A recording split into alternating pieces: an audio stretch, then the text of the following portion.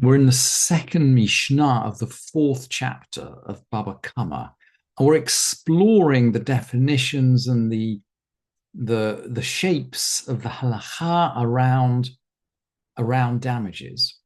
And we've already touched on the idea of a danger which is known to occur, i.e., something which is known to be dangerous, and something which is kind of generally harmless. And we've said that there's greater liability for something which is known to be dangerous than there is for something which is generally harmless. But as the chapter goes on, we're also going to explore differences between damages that occur that are caused by or are borne by different kinds of people, and relationships between Jews and non-Jews. So the Mishnah is going to segue, it's going to ease itself from questions of liability within the Jewish community to questions of liability outside the Jewish community. And we'll see a famous comment of the Meiri, who's in Provence, I think, in Spain, or I think he's in Spain, actually, in the medieval period. But let's start with the Mishnah.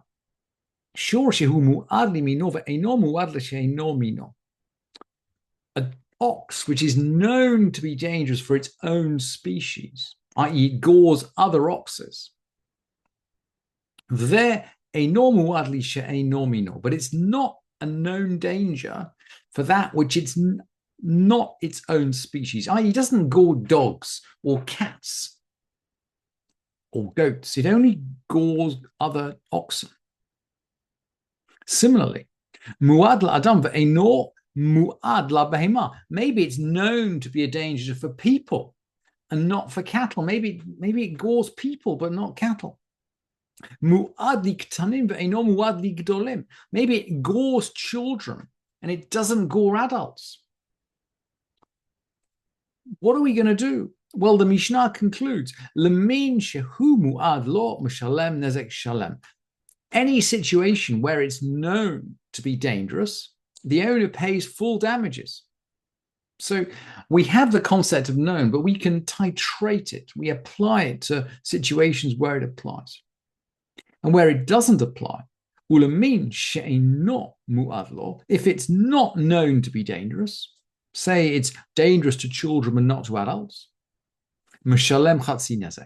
he pays half damages. So we limit the definition of a known danger to that which we observe. And it's very interesting. The rabbis in general will go by what they observe in the world. They're very modern in that sense. So here we're going by what we observe in the world. Amru lifnei Rabbi Yehuda. So they brought a really interesting brain teaser to Rabbi Yehuda.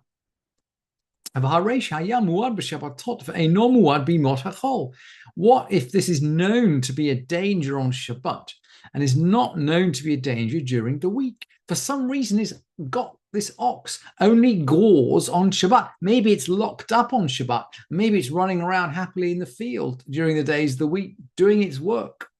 Don't know. Anyway, for some reason, this ox only gores on Shabbat.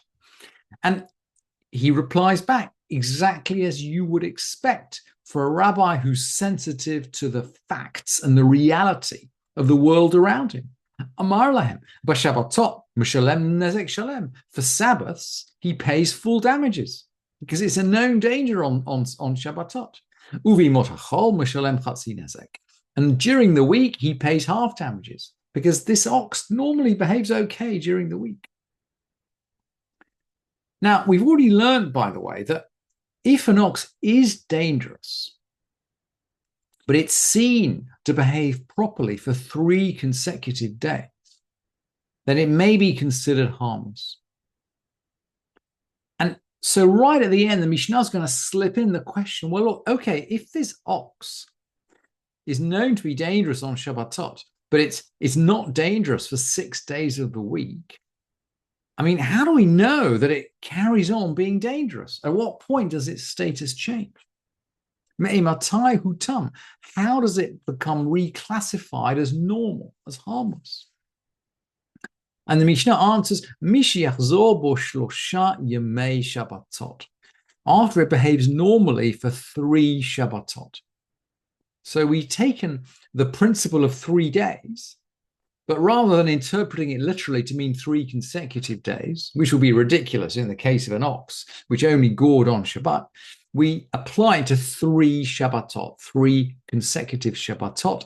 If this ox behaves normally for 3 consecutive Shabbatot, it's no longer mu'ad. It's no longer known to be a danger. What if it gored something else? Something whose property was other than that of his neighbor. Remember that the verse in Mishpatim says, "V'chigach shor et shor re'ehu."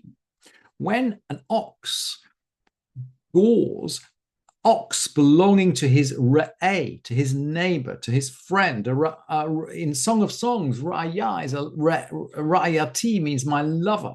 A re'eh is someone who's close to us. Shur shel Yisrael shinagach shur shel hekdesh. So an ox or an Israelite gored an ox that was dedicated to the temple. So this is a corporate ox. It doesn't belong to a human, certainly not to a friend or a neighbor. It's a corporate ox. What are we going to do? V'shel hekdesh shinagach shur shel Yisrael, or a dedicated ox that gored the ox of an Israelite. What are we going to do? Patur, the Mishnah says, it's exempt.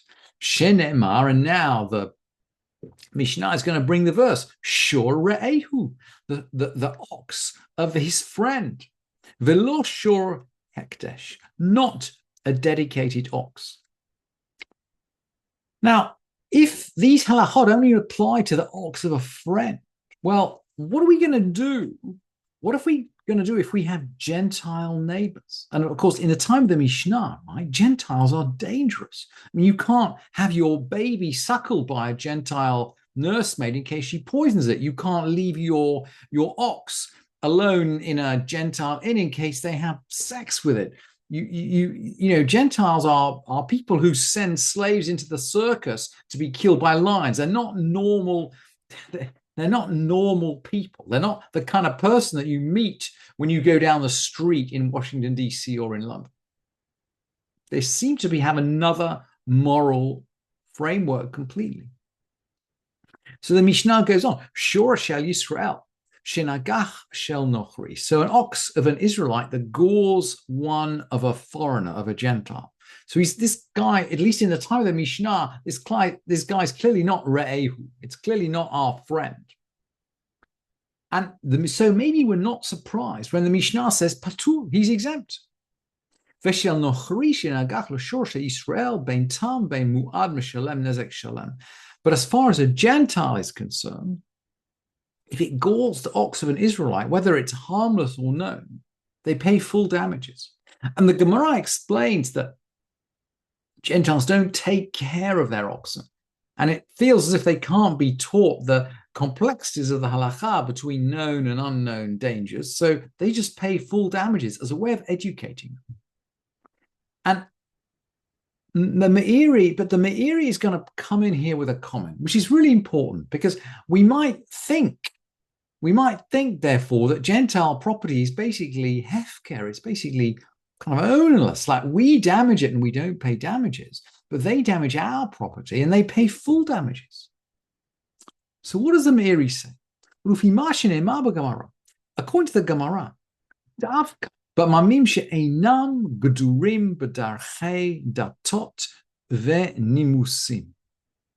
According to the Gemara, this applies to nations that are not bound by the boundaries of dat and nimus, which I would say is, well, it's translated by Sapphire as ethical and religious principles. It might be, nimus is more than ethical. It's sort of, it's neighborly. They're not bound by neighborly and religious principles. So the Meiri is already beginning to say, look, this is not an absolute classification of our relationships with Gentiles. It depends on the kind of Gentiles we're talking about. It depends on whether they are gedurim b'darchei datot v'nimusim. It depends whether they're bounded by a neighborly and religious principles. And he goes on to say, kol sheshiva mitzvot biadam dinam etzleinu kert dinenu. If they keep the 7 Noahide commandments, there are 7 commandments given to Bnei Noah. By the way, one of them is to establish just courts. If they keep these 7 commandments, dinam etzleinu kert dinenu etzlam ve'ein nosim panim bedin la'atzmein. Their legal standing is equal to that of the Jews. There is no favoritism in judgment. And